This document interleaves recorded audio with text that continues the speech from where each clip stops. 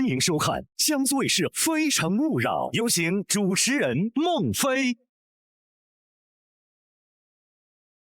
欢迎大家，我是孟非，欢迎黄澜老师、陈明老师。有请今晚24位美丽的单身女生。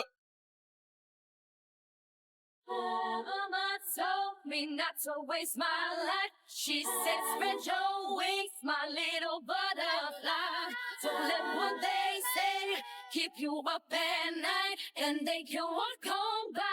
My feet can't touch the ground, and I can't hear a sound, but you just keep on running up your mouth. Yeah.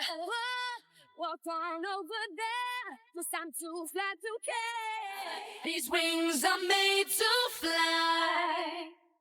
24位女生，欢迎你们，请亮灯。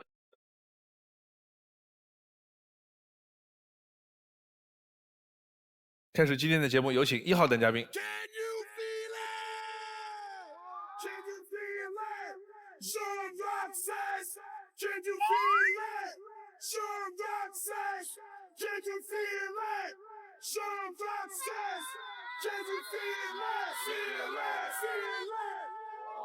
孟非老师好，两位老师好，各位女嘉宾好，大家好，我叫苍凯泽，今年26岁，来自于杭州。来选你的心动女生。男嘉宾在选择心动女生的同时，系统已经为他匹配出了智推女生。当他进入权力反转的时候，我们将公布智推女生参与恋爱选择。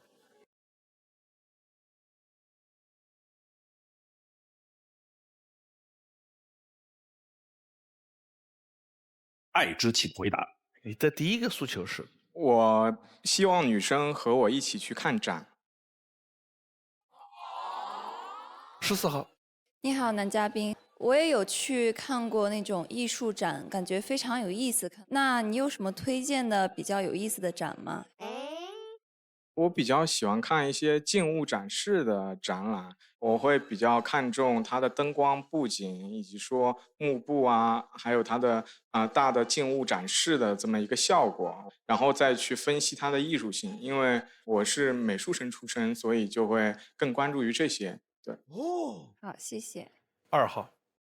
男嘉宾，我想问你，你喜欢跟那个另一半去看展，那你是更期待有人跟你就像所说的一样，在布置上面、灯光上面更有研究呢，有话题呢，还是纯粹的艺术熏陶呢？我觉得还是有话题会比较重要一点，然后还有一些探讨，我也觉得能更增加一些互动，会能增进情感。陈菲菲。你好，男嘉宾，我也是一个看展爱好者。我想说一个新型的看展方式，线上展。比如我们敦煌数字展，它就是把莫高窟上面的图案转移到数字上，然后观众可以线上看展，非常方便。这个太棒了，因为很多窟根本不开，你到了现场也进不去，但它全部数字化保存，还可以不断的放大，随时换角度。而且那种距离是你在近距离看的时候都有的时候无法企及的。对，我认为这个是一个非常好的形式，它是可以作为我们对敦煌了解的一个特别重要的补充。就是说，你去敦煌看完了之后，再看它，是会对你整个感受的巨大提升。但是我想说的是，如果你不站到那个山的绝壁的那个洞窟里边的时候，你感受不到那个氛围给你带来的那种历史穿越感，完全不一样，无可替代的。确实。第二个诉求，我不希望女生回我消息回得太慢。你说的太慢，你有没有一个时间标准？有半个小时到1个小时之内没有回复，我觉得如果在工作啊什么都很正常。但如果说超过1、2个小时没有回复的话，就会感觉态度会有点问题。对，不重视。对，不重视。17号。你好，男嘉宾，我会经常就比如说我在工作忙的时候，我打开这个聊天的这个界面，我以为我回了，但实际上是我没有回复，我会经常这样，但不是不重视。就是一般，比如说你在工作的时候，你提前说你在工作，那我觉得你没有回复是很正常的。但是如果说你是空闲时间，这么长时间没有回复的话，我会比较焦虑。对，嗯，好的。我能够理解17号说的这个，因为我大多数时候都是跟你一样。比如说陈明发给一条信息说老孟，有个事儿想问你，方便通话吗？像这样的内容，我看到就会马上回。打个比方，他看到一个很好笑的视频发给我，我看完就视同回过了。这个事儿我有那么着急啊？好，我看到了，不会，这分事儿，有事儿嘛，我就跟你说事儿，对吧？那孟老师，如果你分享给别人，对方看过以后不回，你还会下次再分享给对方吗？会啊。那你不担心他因为这种不回复表达了一种烦躁或者？啊，不会。13号。男嘉宾你好，相比于在网上打字，我可能更喜欢跟你面对面视频啊，包括线下的沟通。像我这种情况的话，你会怎么做呢？这种一般处理的方式都是尽量的去多见面、多沟通、多线下出去玩，增进感情，这样。好，来看片子。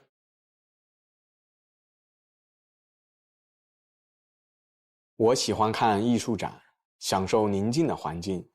从小我就是一个沉静内敛的人，在盐城长大，现在生活在杭州。今年辞掉做了4年的游戏策划师工作，进入金融行业，开始了全新的生活。当初来到杭州，做的第一件事就是寻找美食。我对美食来者不拒。有人说杭州是一座美食荒漠，但其实有很多值得一试的美食宝藏店。我把它们都收藏在了我的美食清单里，可以满足未来女朋友的各种口味。我还有一个习惯，那就是逢吃必拍照，拍照必发朋友圈。经常有朋友留言，这是哪家餐厅啊？改天一起来吃呀。这也是我寻找饭搭子的一种途径。我从小就喜欢打乒乓球，小学时曾经打进了市队，现在乒乓球依然是我最喜欢的运动之一。最近我在网上看到一些趣味乒乓球俱乐部，一群年轻人随时随地拉上球网，用自制的球拍来娱乐，平底锅、饮料瓶、手机，万物皆可打乒乓。在消费上，我也有自己的主张。我的消费观有4个原则：不买品牌溢价商品，不盲目超前的消费，不办大额的充值卡，不乱买打折促销。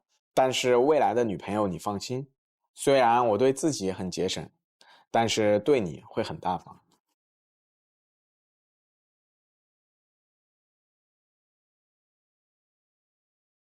3号。你好，男嘉宾，我看你微沙中说你小时候有打那个乒乓球进入市队是吗？对对对。然后你说最近有一个很新奇的那种乒乓球玩法，我看你刚刚拿那个平底锅打，你能缠起来吗？因为平底锅它是外沿比较滑的，只能做正常的推打，很难铲飞。好的好的。来玩一下趣味乒乓球。哇，平底锅有点可爱啊。怎么玩呢？我们来看一下规则。3号来。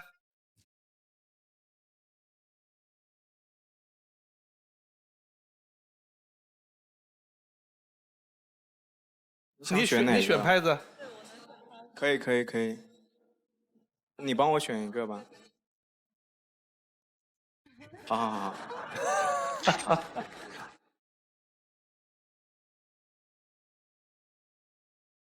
开始。哎呀，0比1，他是让你。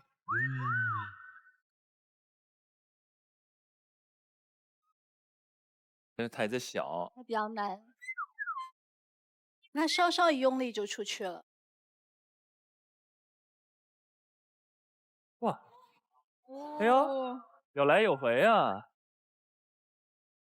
哎，女嘉宾打得好哦，控制落点啊，女嘉宾。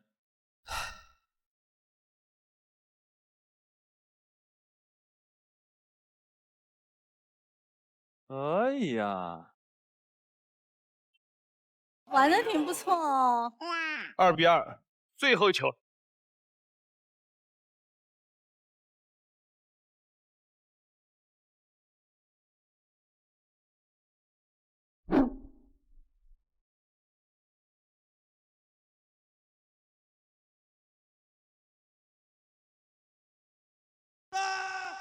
哎，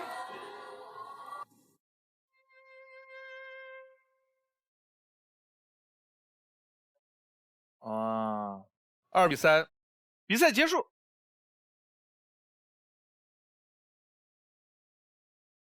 19号，你好，男嘉宾，因为我刚刚一直观察到你，就是基本上没有什么表情，感觉萌萌的、呆呆的。现在有了。然后我想问一下，就是在私底下，如果你跟女朋友吵架了，然后你也是那种，别生气了，就是这种吗？没有没有，我觉得我私底下和现在还是差别挺大的，可能会比较紧张，但是我私底下，比如说女朋友生气了，我还是觉得会哄一点吧，对。好的。Mary，你好，男嘉宾，刚刚看到你的 VCR 有聊到消费观嘛，就是又到了每年双11买的时候了，你对这种人为制造出来的消费节日有什么看法吗？我觉得这个存在就有它的一个合理性，毕竟人是有消费欲的，但是我们一定要理性消费，不要盲目的超前消费。对，我也是这么认为的。他说到了4点：不充大额储值卡，不盲目买打折的，不超前消费，还有一个呢，不买品牌溢价商品。有女生赞同或者不赞同的。2号。我比较赞同你，因为设计师的品牌的它的那个价格其实也不便宜，宁可买这种有点小轻奢，也不买一些个大牌溢价。也不是说不买奢侈品，我只是表达的观点是不要为了奢侈品去买奢侈品，就因为奢侈品有的时候它的溢价率过高。我个人而言的话，是比较倾向于，如果说同等材质、同等样式的一个情况下，我会更偏向于去买设计性的一些东西。我们来看一下有几个女嘉宾的支付宝的那个账单儿，我们来看一下。嚯！我的。哦，17号。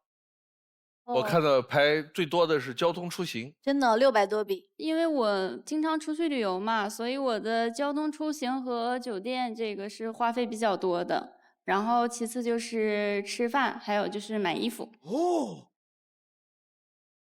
这是谁？这是我的支付宝账单。这是你的。对，它的餐饮消费就会比较高，因为我会把每年大额花在旅行和美食上。我有看到下面的是笔数吗？对，倒数第2栏是4位数吗？1068笔啊！哦，不少的嘞。但是1年内嘛，你想。不是这个，我也不知道他怎么算的，1000多笔的。他有时候还点点零食啊，也算是餐饮啊。这整个可能买点水。好，呸！在想什么？我觉得他在想，1年1068笔，我点了这么多吃的吗？我也纳闷，为什么我会有这么多？我感觉没有这么多。好，看下一条。在一段健康的恋爱中，双方的情绪管理很重要。我的初恋是在大3的时候，他是一个比较内向、不太喜欢社交的人。那时我在北京上学，他在黑河。每次我去黑河找他，都要费好大一番功夫。我要先坐大巴车到地铁站，再从地铁站坐到高铁站，再从高铁站坐到哈尔滨站，再从哈尔滨换绿皮火车到黑河，总的时间超过24小时。虽然过程很辛苦，但是我感觉到会很快乐。大学毕业之后，我边工作边搞副业，但是亏了不少钱。那是我第一次遇到这么大的挫折，情绪也不好，也没有得到他的关心。那段时间我们会因为一些小事争吵，他也因此觉得受了很多委屈，最后提出了分手。第2段恋爱的女生，我们因为兴趣相投而在一起，但后来发现她经常回消息很慢，慢到会超过24小时，而且是那种不太能管理情绪的人。于是后来就成了这样一个怪圈，我给她发消息，她很久都不回，给她发了多了，她就开始烦躁，一烦躁就容易吵架，一吵架就扔东西提分手，吵完我收拾残局，再慢慢把她哄回来。这样的流程重复了很多次，我也包容了很多次，反反复复的分分合合。当他再次提出分手后，我就再也没有联系他了。现在的我在情绪管理上很稳定了，未来希望找到一个同样情绪稳定的另一半，我们一起拍照打卡，一起看展，一起旅游，一起探索生活中的小快乐。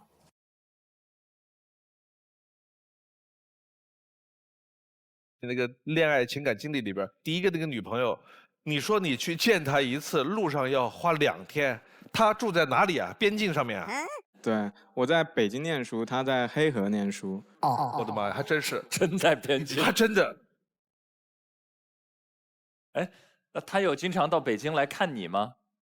有，也有哈。他也这么折腾来看你啊？也差不多，但我们更多的会一起到哈尔滨。哦，这个就合理了。这个好，双向奔赴。哎，对，特别这点特别好。张敖。男嘉宾您好，那你经历过这段感情之后，你对异地恋或者短暂的异地恋有什么需求或者想法吗？我觉得异地恋的前提一定是之后2个人会生活在一个城市。所以异地恋这个东西我是可以接受的，但是就是得需要2个人去磨合。好的，谢谢。曲梦。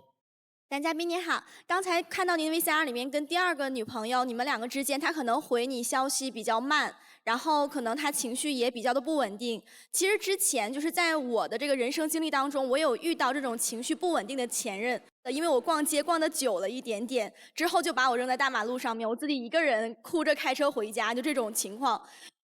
如果说在之后的这个情感当中，彼此之间真的是有一些生气的情况呀，或怎么样去处理会更好呀？因为在我的理解里，我觉得我放在第一位的就是如何去保护女生，所以我一般是情绪比较稳定的那个，我会去收拾烂摊子，然后去把情绪给拉回来。大家能面对面沟通，把问题给找出来，然后再去解决，而不是无休止的争吵。无休止的争吵并没有任何的意义，也解决不了任何的问题，只会把2个人的伤害越扯越大。对。22号。男嘉宾，你刚才说你第2段感情女朋友不理你之后，你就一直给她发消息。你发消息是那种60秒语音，是发好多条，还是那种一个在为什么不回我？赶紧回我话，干嘛呢？快！就是你是哪种情况？我2种都不算，就是60秒语音，我不可能发这么久的，我觉得正常人也不会想听。然后那种很短的文字我也一般不会去说，我一般都会有事论事。但是比如说到情绪比较激动的时候，可能会发长一点的文字。小作文。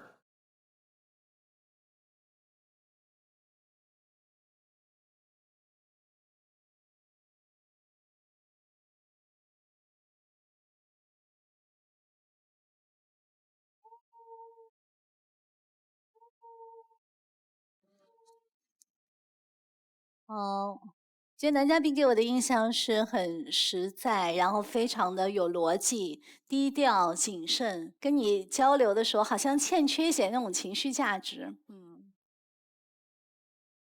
可是谈恋爱嘛，可能需要反过来一点，激情、快乐、昂扬。这样吧，灯都灭了，你临走之前可以表达一下你喜欢哪种类型的女生？第一，温和。温和。第2。对。第2，漂亮。多真诚。对，他说漂亮的时候笑得很灿烂。你选的心动是哪位？哎，看大屏。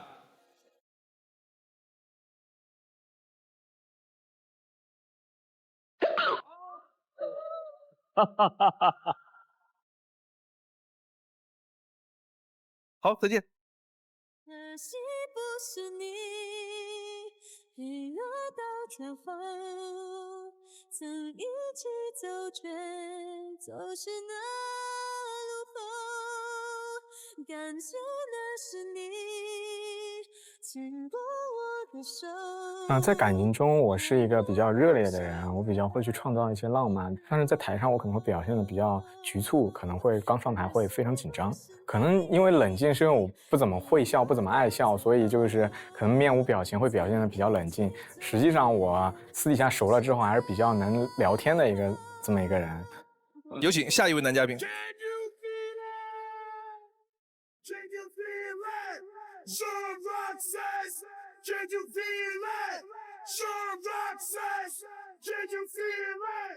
花开有时，不负期待。非诚勿扰，马上回来。非诚勿扰，现在继续。有请下一位男嘉宾。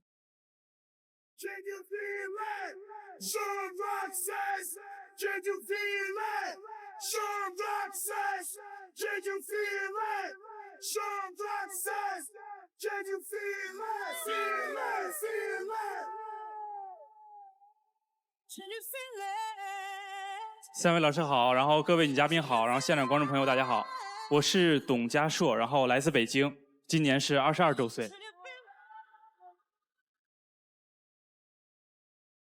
来，选你的心动女生。男嘉宾在选择心动女生的同时，系统已经为他匹配出了智推女生。当他进入权力反转的时候，我们将公布智推女生参与恋爱选择。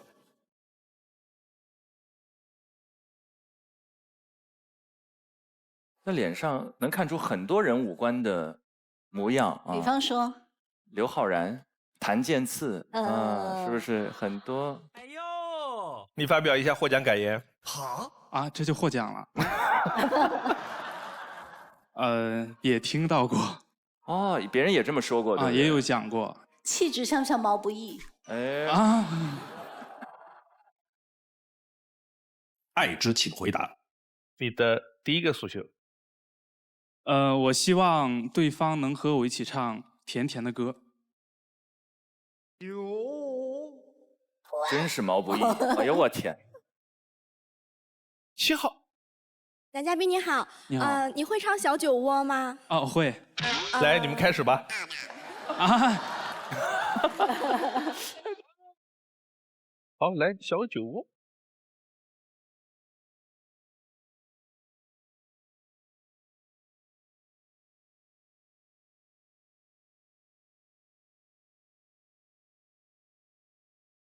小酒窝长睫毛，迷人的舞跳就要我放慢了步调，感觉像是喝醉了。终于找到心有灵犀的美妙，一辈子暖暖的好。谢谢。小酒窝长睫毛，迷人的舞腿就让我放慢了步调，感觉像是喝醉了。好，歌唱过了啊，你的第二个诉求。我不希望对方拿我当挡箭牌。14号。你好，男嘉宾，是你的哪一任女朋友拿你当过挡箭牌吗？这个没有比较具体的，比如说，女朋友不想和她的朋友出去吃饭，她会跟她的朋友讲，是因为我的原因不让她出去，这样就会让她朋友觉得我是一个管的比较多的一个人。好，谢谢。你没有因此感觉到一丢丢甜蜜吗？哦，好像也是啊。这算不算一种秀恩爱？我男朋友不让我干什么，我男朋友不许我干什么，哎，听上去还有点甜哦。哦，李慧慧。我小时候有一个同样的经历，就是我闺蜜的妈妈非常喜欢我，经常她出去跟别的朋友玩的时候，就会说是跟我出去，有的时候连我自己都不知道。但是回头她妈妈问我的时候，我还要去跟她稍微圆一下。我觉得这段经历还蛮有趣的呀。我其实也觉得很有趣，就是我有过类似的一些经历。我身边有的朋友就有些时候，可能晚上和朋友出去吃一些烧烤什么的，他就会跟他的父母讲说去找我玩了，但是其实根本就没去找我。谢谢。网上是这么说的，女生之间要拿闺蜜当挡箭牌，跟男朋友说我昨天晚上在哪个闺蜜那儿住了，把她的所有闺蜜问了一个遍，没有一个闺蜜承认的。但是如果男生跟女朋友说我在哪个兄弟那儿住了，打个电话给他10个兄弟，有6个承认昨天在我那儿住的。好，来看片子。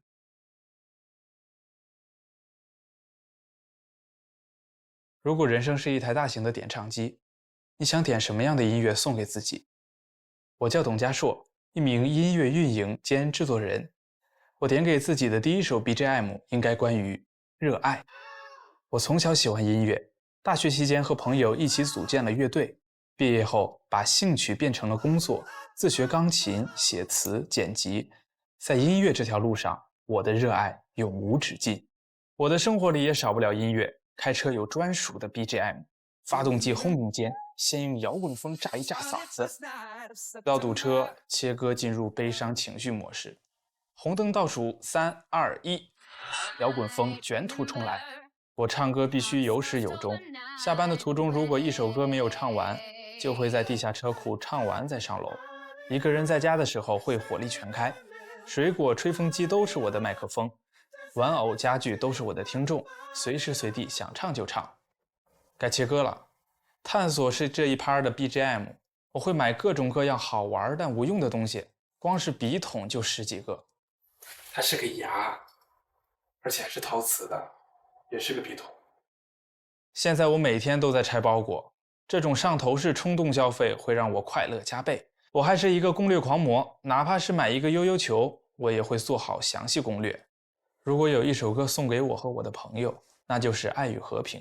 和朋友吃饭，朋友点什么我就吃什么。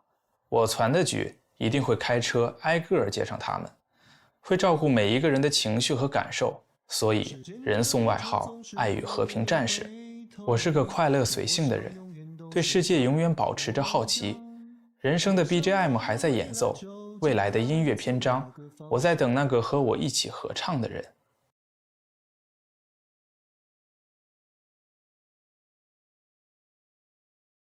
有些确实没什么用的东西，但是它起码带给了我们快乐，这个快乐就是一种用处。还有，你们可以分享一下有哪些你们买过的，看上去没什么用，但是就是能让人开心的东西。1号。男嘉宾你好，就是之前我的一个闺蜜嘛，送过我一个礼物，因为我跟她关系还算是比较好嘛，她送给我了一块香皂，它的名字叫肝胆香皂，好，意思就是肝胆相照。看上去确实像肝。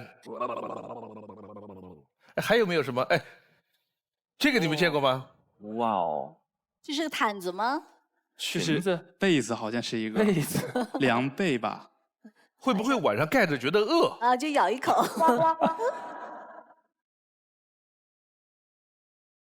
呀，好可爱哦！各种动物主题的袜子，猪脚好好玩。还有男士的那个穿在里边打底的 T 恤。8块腹肌的那种，一个背心儿啊。学霸卫生纸。Go away。Go ahead。嗯。忘了这是。老师，这是忍者还是？这是在什么场景下需要这样的装束？出去玩的时候，有好心人说还是要防晒，我说我没有，他说你没有吗？我送你一套，戴上去之后特别像公园里边打虫的大叔。我背后就缺一个背着箱子。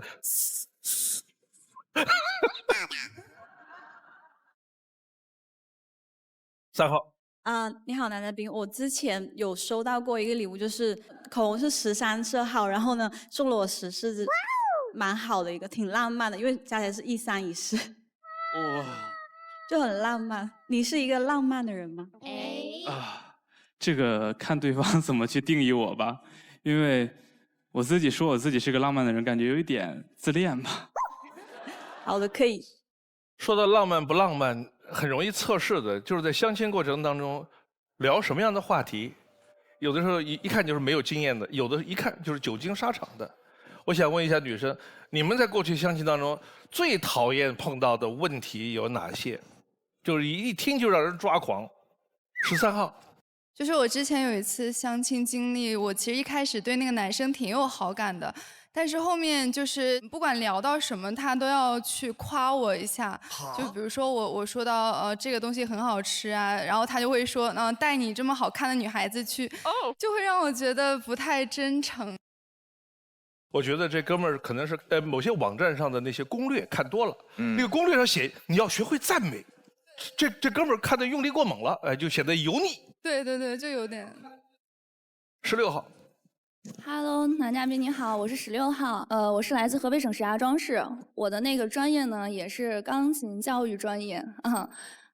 比如就是说他会问我，你身高这么高，怎么会有男孩子喜欢你？或者就是说，你的3围是多少？会直接去问，我觉得这种非常的下头，谢谢。这其实就是一种冒犯。对，是的，很不礼貌。哼。2号。我就是之前就是有过一次是我同事介绍的相亲，然后呢那个男生，然后他就特别的喜欢展示自己的魅力，就是一开始我还一直在称赞，然后他突然来了一句说，那相信你学习一定很好吧，从现在开始我们用英文交流吧。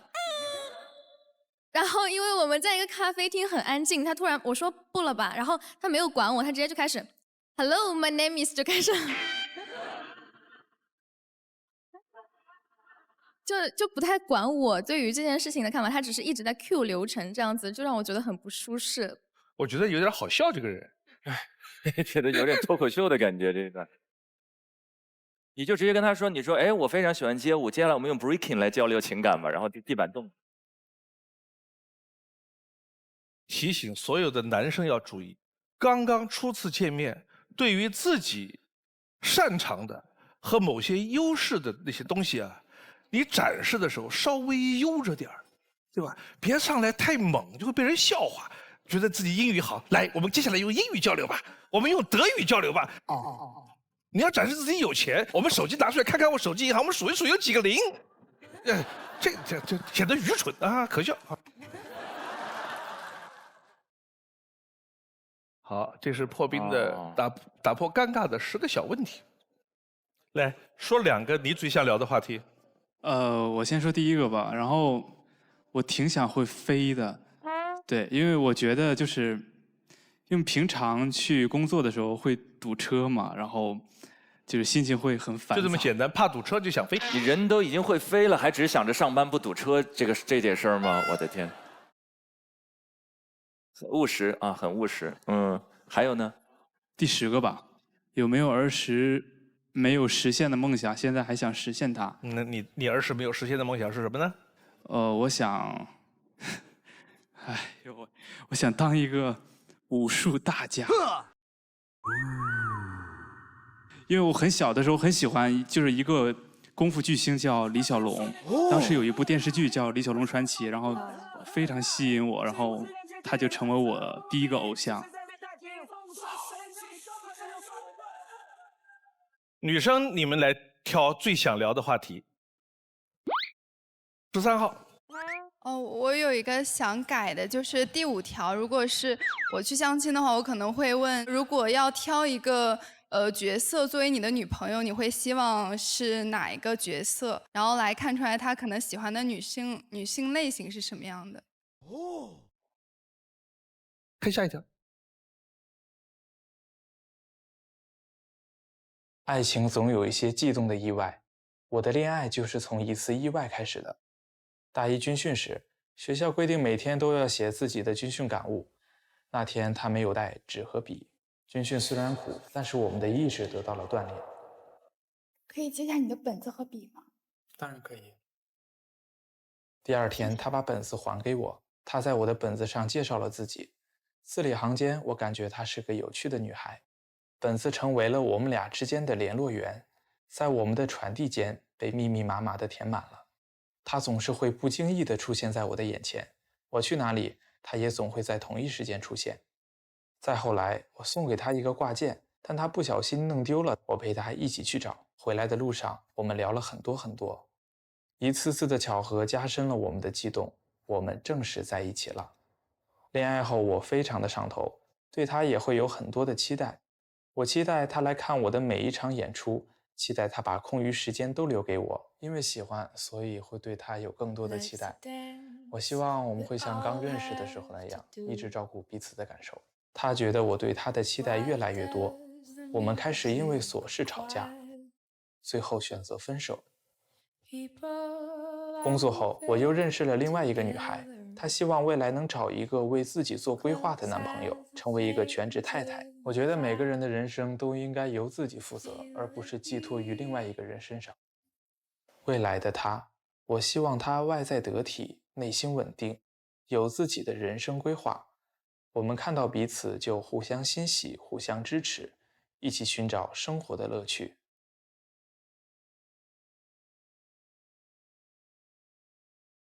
9号，我看到就是男生 VCR 里面有说过，说跟前女友有很多意外、很多巧合，所以才机缘巧合认识了，是不是？我想问一下男生，你觉得这个意外是真的意外，还是说人为的？我觉得都有吧，因为我觉得这应该算是就是两个人交往之间的一些小心机。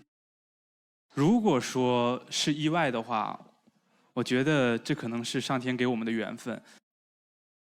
但如果说它是有一定的就是制造的一些意外，然后我觉得更是一种奔赴的体现。哎，说到这个恋爱当中一点小心机啊、小心思，你们能分享一下，在你们过去的经历当中，你们用过哪些，或者说别人在你们身上用过哪些？17号。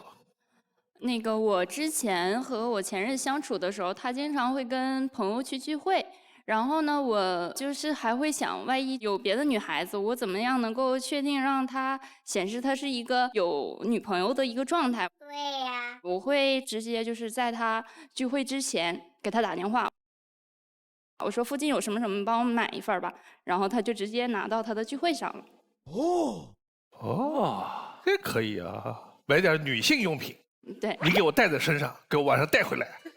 对。13号，我也有自己的小心机，就是心理学里面比较有名的一个叫黑猫效应。就是如果说你现在闭上眼睛，我告诉你说千万不要想到一只黑猫，然后你现在大多数人脑海里想到的就是一只黑猫。然后在恋爱里呢，就是我有的时候就会跟男朋友说，我今天穿得很好看，你不要偷偷看我啊，或者是那你不要喜欢我，就这样子，就是可能比我说你要喜欢我或者你要想我来的更有用一些。你把我忘了吧，你把我忘了吧，你就以为他也不会忘。好嘞，明天就想不起来了。我想起来，在我之前一次采访当中，有一个印象特别深，一个57岁的大姐，她回忆她自己，她在2楼是做会计的，那个时候她说那是30多年前了，底下是一个自行车棚，全都是到了上班的时间，所有的工人骑着自行车就上。她说她坐在办公桌前，她只需要听那个踢那个自行车车蹬的那个声音，就是会有一个3角铁，啪一踢，车就立起来了。他说那么多车，他一听就知道那个男孩的车停了，因为他踢的那一声跟别人都不一样。然后他踢完了，车立住，他就会在窗户那儿看，果然就是那个男孩把车停好了，在那锁车。他这个时候正好出门，缓缓的下楼，他的下楼跟男孩的上楼就正好会碰到。每一次男孩上楼都会碰到他，以至于后来男孩不由得问说：“为什么每天我上班在1楼转角都会碰到你呢？”那个就是爱，这就是爱情。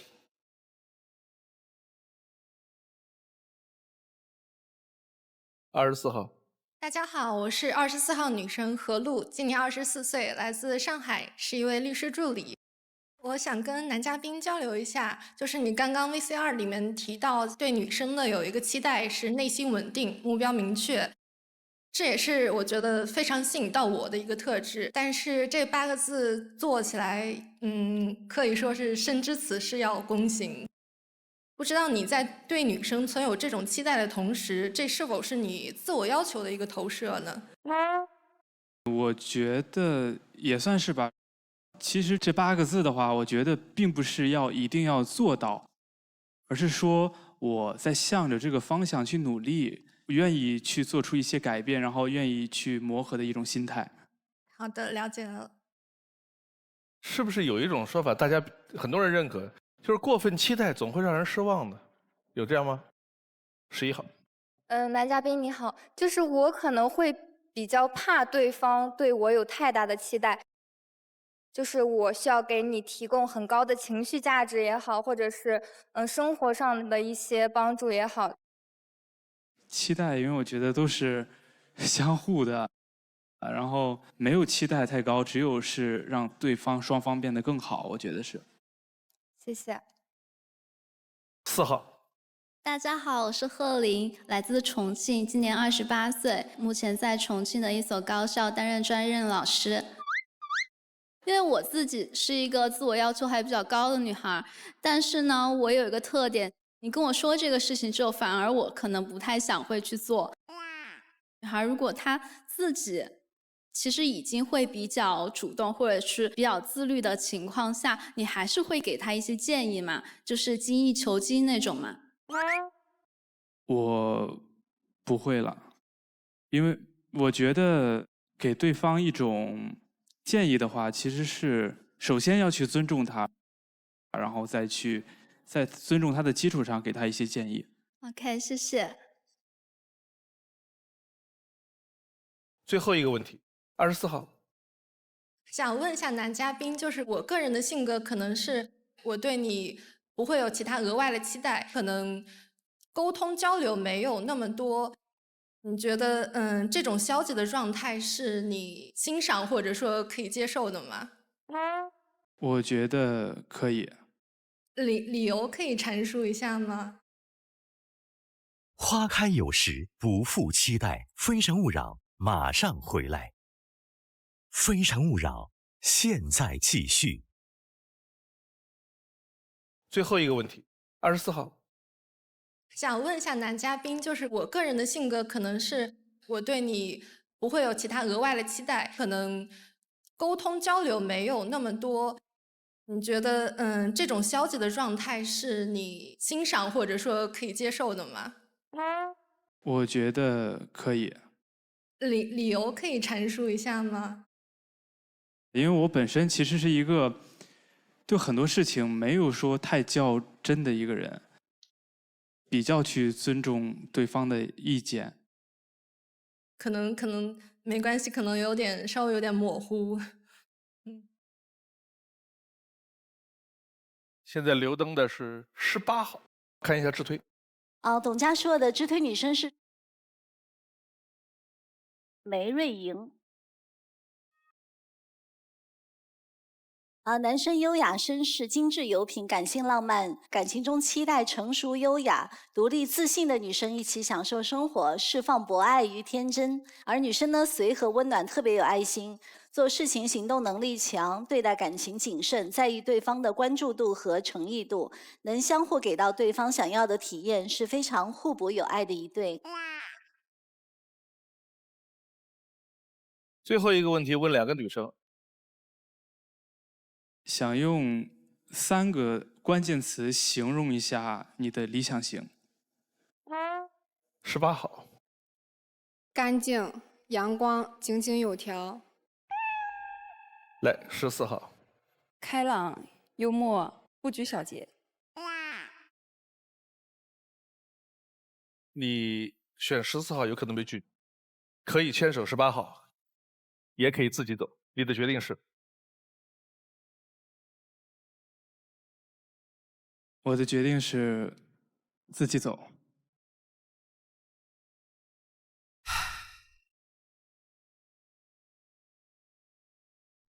一口突然觉得好熟悉，像昨天今天同时。谢谢各位老师。我这句语气原来好熟。当时我选择自己走，其实主要是还是觉得13号是比较心动的，因为我觉得见到他的第一眼就是有一种就是清纯啊这种感觉，让我一下子就回到校园里了，然后就非常直击心灵。有请下一位男嘉宾。Can you feel it? Can you feel it?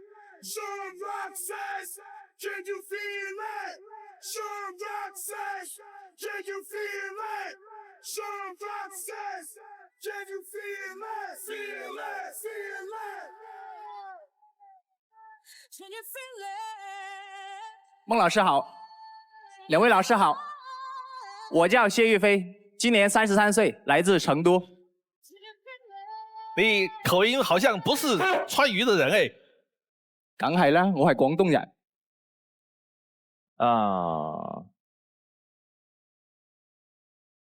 哎，选你的心动女生。男嘉宾在选择心动女生的同时，系统已经为他匹配出了智推女生。当他进入权力反转的时候，我们将公布智推女生参与恋爱选择。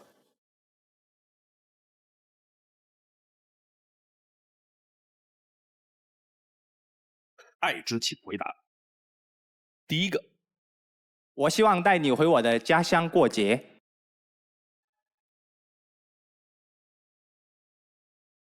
你的家乡是广东什么地方？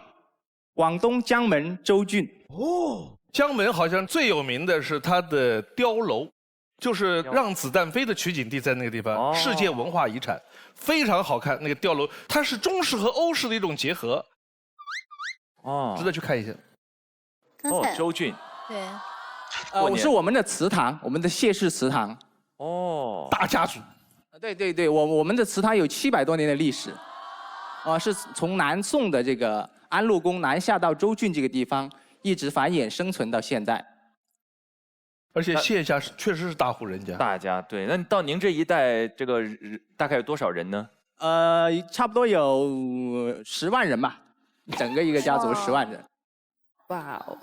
春节的时候我们会高挂那个鲤鱼灯，从那个初1挂到15，在15的时候我们就会提着鱼灯去逛灯会，然后吃鱼饼、赏月，很好玩。所以我很喜欢这个鱼灯的这个习俗，因为鱼灯寓意着大吉大利、年年有余。Cool。现在还是这样吗？对，一直它传承了400多年，它是这个非物质文化遗产。哇！1号。男嘉宾你好，就是听你说了这么多，我就想起来，其实，在我们家乡那边的话，会有一个庙会。在我印象里最深的时候，小的时候嘛，然后我爷爷奶奶会给我一些零花钱，因为在庙会它会有一些店可以卖一些零食啊，或者卖一些家乡的特色啊，这个是我小时候也算是我的一个美好记忆吧。所以我还希望就是以后如果有机会的话，可以带你来我们福建逛一下我们的庙会。好的，必须要去，因为我对这个传统文化是非常喜欢的。我们有这个能力去传承是最好的。好的，谢谢。第2个，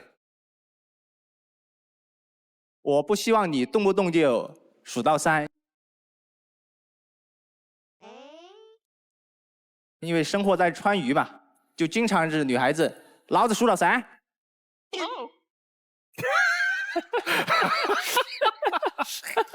我觉得偶尔说这个事情就是蛮有情调的，但是经常这么说的时候，就觉得会伤感情了。这会不会有一种撒娇的意味在里边呢？我觉得要看你前面半句是什么。对了，比方说你快点出去上班，我数到3，还是说你快跑过来亲我，我数到3，这是不一样的。对，是的。那你大部分情况是遇到的？有时候我的工作确实我的工作很忙，有会议很多事情要处理，然后女生一个电话过来，你就要陪我，我要去耍，我要去看电影，我确实来不了，那老子数到3，那还是来不了。我估计数到3给他留下了阴影。3号。你好，男嘉宾，我跟你正好相反，我是四川人，然后在广东。然后我在那个珠海，离家门也挺近的。然后我觉得你的四川话说的挺好的，但是我广东话不行，我是这题唔使讲，就是你可以教我。这句讲得很好，讲得很好。我只会说这一句。你不希望对方就是动不动说数到3嘛？那你觉得怎样对你说，就是督促你一点会比较好一点呢？可以说，哥哥，我想去耍，你能不能来陪我？哥哥，我想去耍。哥哥。你们还有哪些情侣之间带有威胁的话，你们经常说的？1号。如果你不现在马上立马去洗碗，我就不理你了。那我马上去，马上去。你这是撒娇，不是威胁。9号，就是经常会用一个，就是你再不怎么样，我就怎么样，还蛮好用的。这个温柔很多，温柔很多。可以。这个呢，一般情侣之间撒娇没有问题，但是说狠话的时候，经常如果你不能兑现的话，说多了之后就是一个结果，自取其辱啊。好看片子。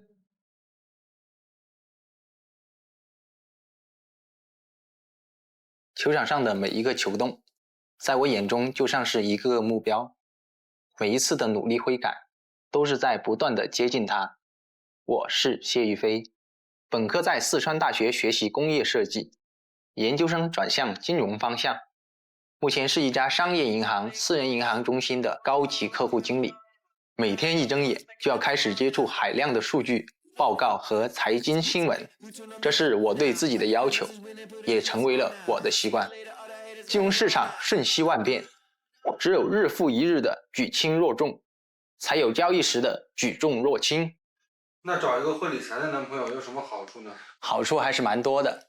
第一，我可以当你的专属理财顾问，如果你对理财感兴趣，我可以教给你；如果你对理财不感兴趣，我可以把赚的钱交给你。第二，情绪稳定，服务意识强。第三，每天会穿不同的西装接你下班。读书7年，工作9年，和成都16年的朝夕相处，才知道这座城市有座山叫蜀道山，吃火锅不会再辣到心痛，能在粤语和四川话之间自由切换。但刻在广东人基因里的一些习惯依然没有改变。来自陌生人的善意也会让我更有归属感。我会经常一个人去旅游，曾经自驾318从成都到拉萨，也体验过最近流行的城市漫步。旅途中一个人在景点被情侣拉去给他们拍照，一个人去医院排队看医生。快的城市，慢的步伐，让我偶尔注意到潜伏在内心角落里的孤独。这些年我总是避免在情侣比较多的一些场合出现，看电影的时候哪里人少我就坐哪里，旅游的时候也是一样，哪里人少我去哪里，避免去热闹的景点。总想在热闹的人群中寻找一个安静的点，让自己不那么显眼。但我相信在这个世界的某一个角落，也会有一个人和我一样，我们会在某一刻相遇，从此融入人海。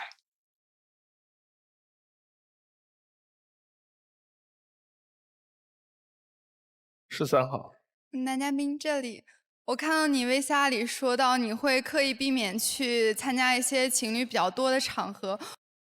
我觉得我跟你是相反的，就是我之前有一次跟我朋友一起去看一个电影，然后我们就正好选座位的时候看见有两个座位正好挨在一起，然后空空的，然后我们几个人就商量说要不要把它围住，然后我们就选了他一圈的那个座位，然后过去之后发现是2个男生。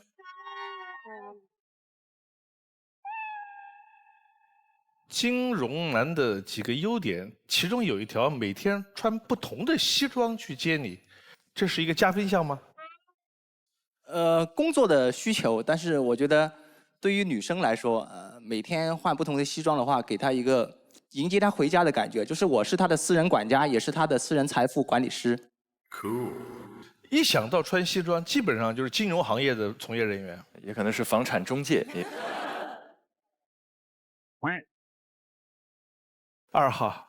男嘉宾你好，因为我前段时间也是经历了工作上的一个大转变，我从一个医药公司跳到了一家那个保险公司做关于客户的健康管理，所以就接触到了很多像您这样的就是这种高科管理人员，我就觉得他们每天穿西装革履真的很帅。那我还有个问题，就比如说你去接我下班，那你会就是在人群面前就是说一些，或者是就像你穿西装做不出来的事儿，比如说公主请上车这种，就是这才像穿西装的人说的话。你会愿意说公主请上车吗？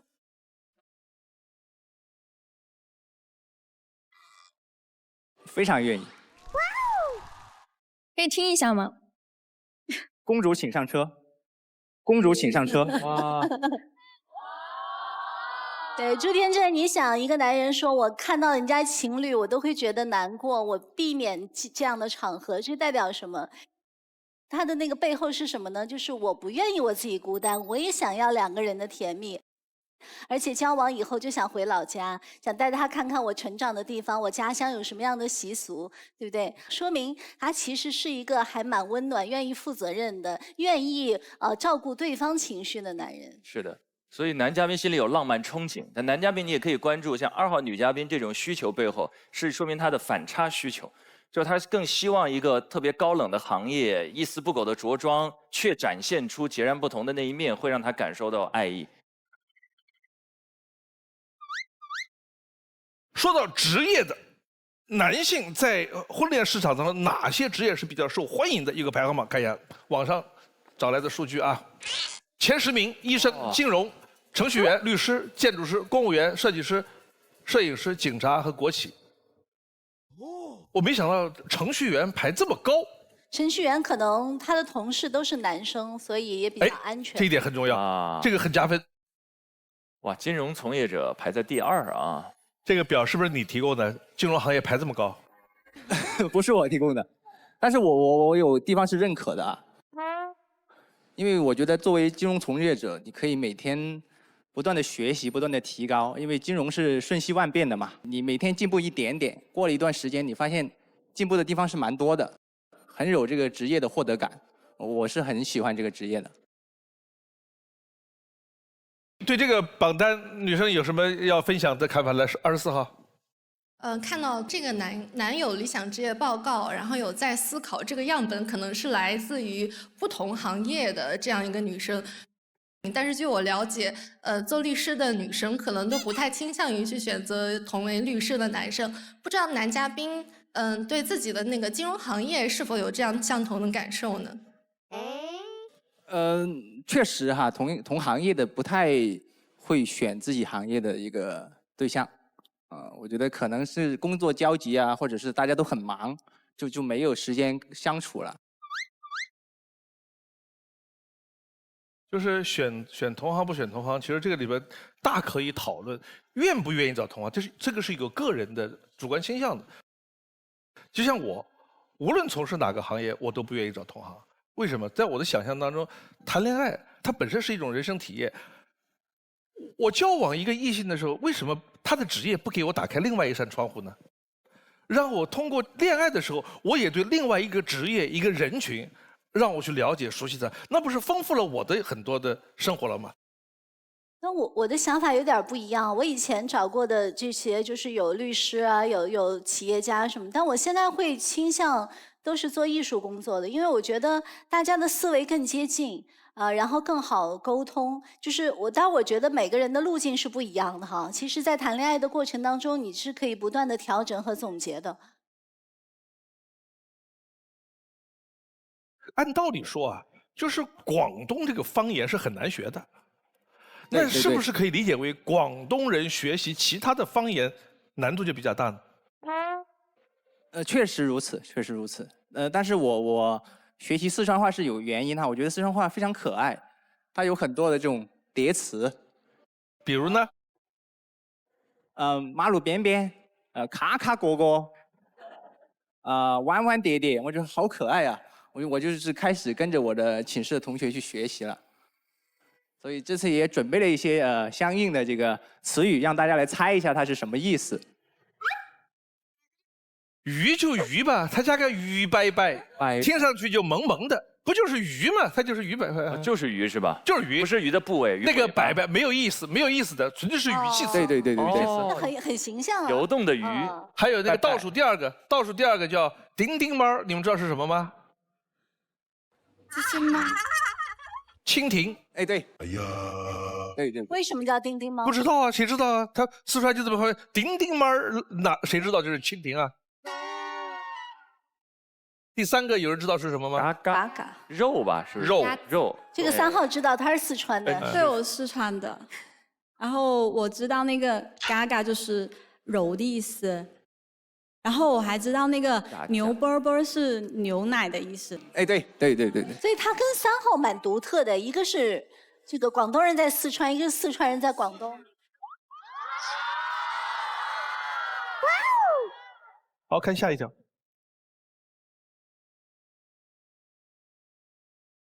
我们各自埋头画出自己的生命轨迹，一个人时只能独自前行。可是当两条轨迹靠近时，便会产生无数种可能。校园里的爱情就像纠缠在一起的两条线，一旦交汇便紧紧地缠绕在一起。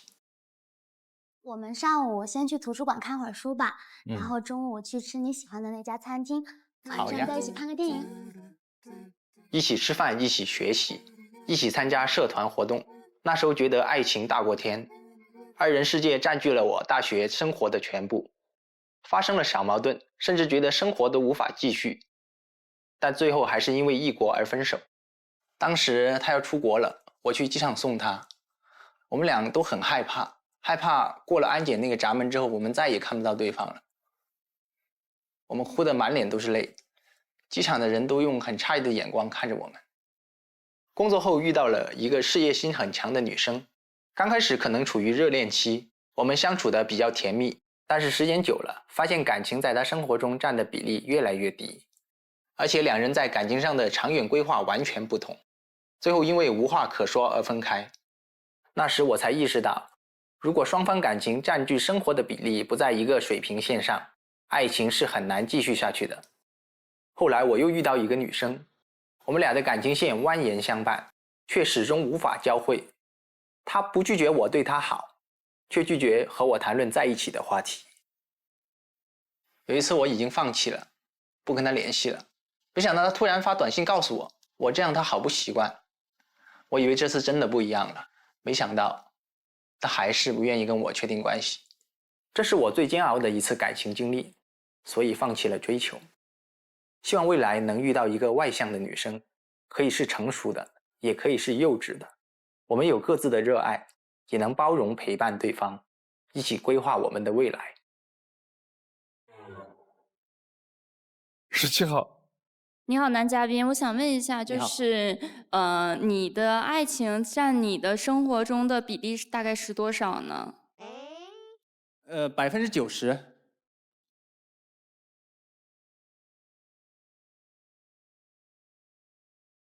我说一下哈，哎呦，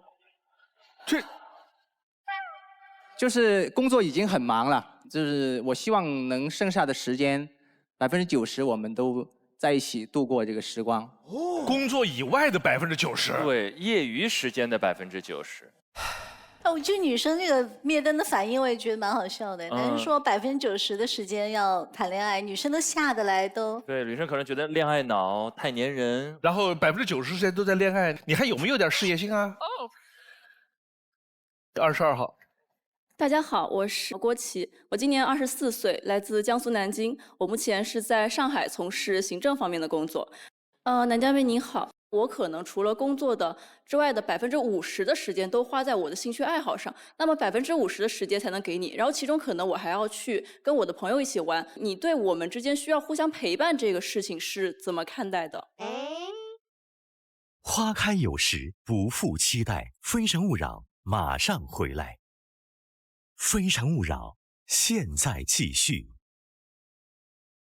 大家好，我是郭琦，我今年24岁，来自江苏南京。我目前是在上海从事行政方面的工作。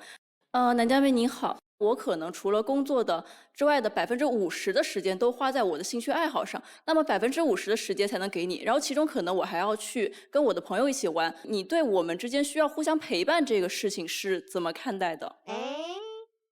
我觉得这个90哈，就是大家想在一起，就自然而然，你们两个人相爱，肯定会想在一起的。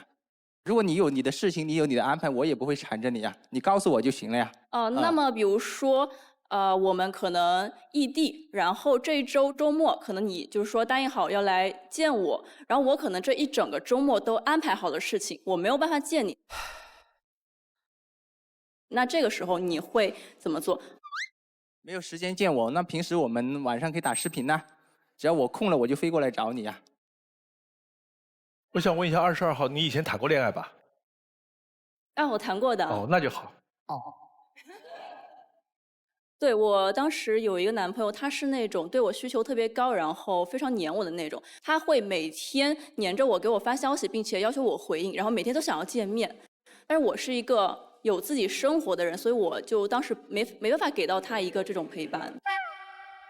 其实是合适的，因为你想50%，他想90%，但是他每次一趟有4个小时，就是40%要花在路上，所以到你那儿正好50%。哦，可能一落地他有别的事儿了啊。最后一个问题，3号。你好，男嘉宾，就是我看你 VCR 里面有一段，就是有个女生跟你迟迟不能确立关系嘛，那你觉得多长时间可以确立关系？我觉得最好不要超过半年这个时间。哦，可以。好，现在是有请3号、22号。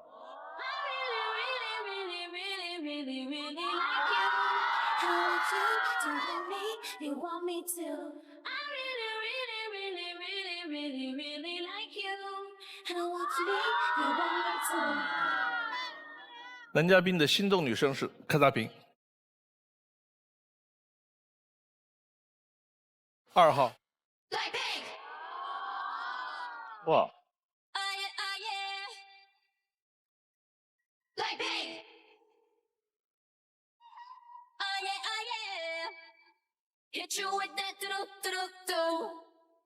智推女生看一下。好，谢玉飞的智推女生是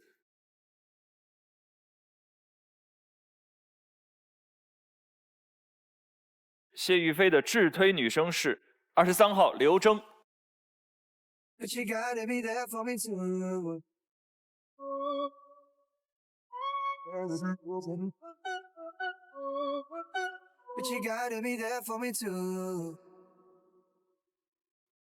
男生忠诚、专一、有爱心、同理心和责任心，对待感情比较真挚、浪漫、喜陪伴，愿意为爱人、家庭付出很多。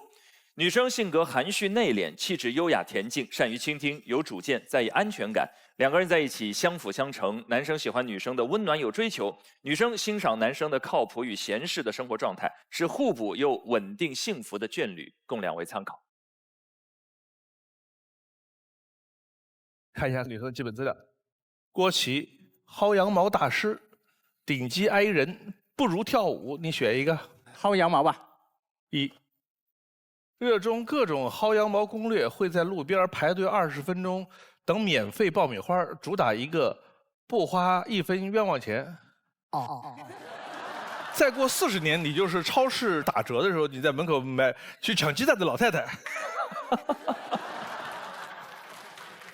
朱天征8小时以外，就是8小时了。好。穿上衬衫，系上领带，我是一个兢兢业业打工人。但是当我脱下了工作服呢？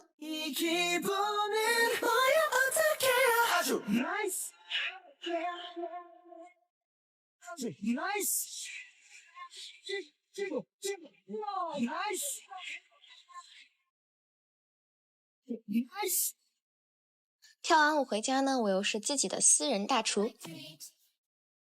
除了在家做饭，还会给自己准备午餐便当带去公司。如果想尝尝我的手艺，记得要自己洗碗哦。刘铮，我的两面性，男生加分项，理智的感性。我的两面性，喜欢快节奏的工作和慢节奏的生活，工作中的行动派，追求今日事今日了，生活中不太希望太赶，期待能经常出去走走，增加不一样的体验。富阳，我的感情观，我的焦虑，你喜欢这样的我吗？你喜欢这样的我吗？ Hello， 大家好，我是付阳，我是一个爱笑的女生，平时喜欢和朋友约在一起吃火锅，工作有时会令我压力比较大，所以我喜欢去运动，空中瑜伽，还有滑雪。多巴胺的分泌让我的心情和身体保持舒畅和愉悦的状态，还喜欢和朋友约着一起去旅游。打卡拍美美的照片，你喜欢这样的我吗？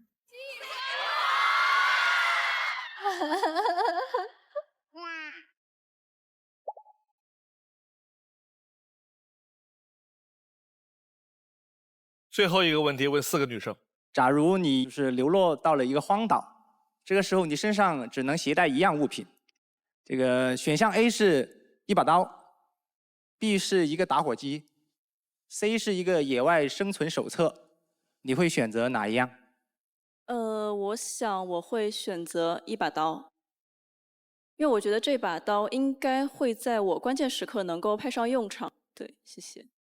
我会选择 C 野外生存手册，因为我觉得就是我很喜欢学习，而且我是一个特别听人劝的人，就是我很希望看到别人前人他一定有人已经在这个荒岛上面生存过，才会留下这个手册。那我会学习他的经验，我一定能像他一样活着出去，并且写第2本书。这本书的第1页是你需要一把刀。23号。我选择也是 C， 因为我在生活中就是很多时候喜欢被别人安排，所以可能很多东西当我不知道的时候，我可能从一些书啊或者什么上面去获取到。我会选择打火机，就是可以生火嘛，可以先解决温饱。你会选什么呀？我会选那个生存手册，最好的这个时间去学习实践了。最后看你怎么选了啊！选中间2个女生有可能被拒绝，你自己回去。另外2个女生你可以牵手其中一个。你的决定是？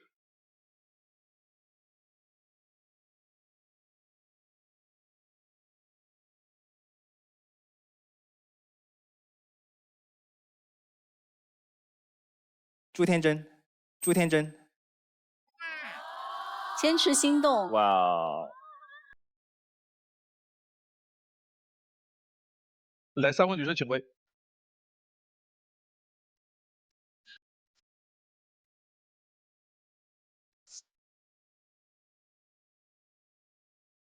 来，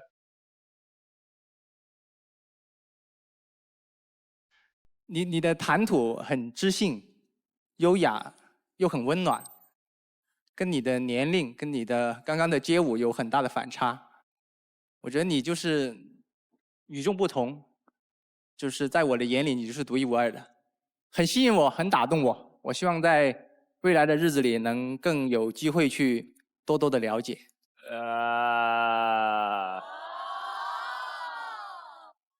跟我走吧，跟我走吧。